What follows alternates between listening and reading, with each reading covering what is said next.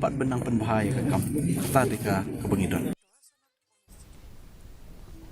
Ikong Amanda Pakyntein, Kyrtong ke NPP na mau kidraw, ilasmay ban wanra ya kamat ban panpai biang ki lower primary school, syaki autonomous district council lada isyajian.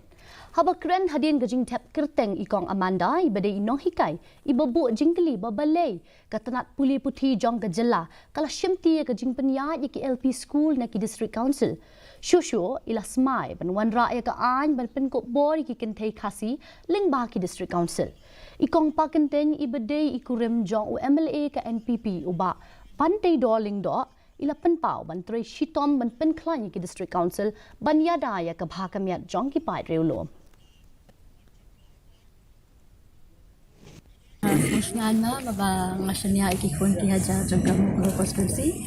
ki bala asnya yang abai bapai ban ni la the ka jing ya ki kada ngala confident bai ki mat ningkong adiba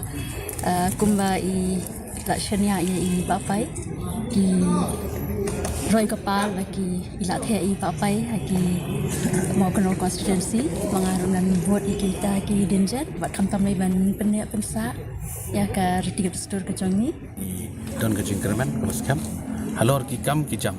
halor ki jingat lenti jongi ban syakri bajba ta ka de ki ke ba ni kum kayeng ngasam bat kinong kershan tiba ya kershan yang nak wei kapor bat mentaru so long confident long no bangin boy yang syakatau Arngut ki Kyrtong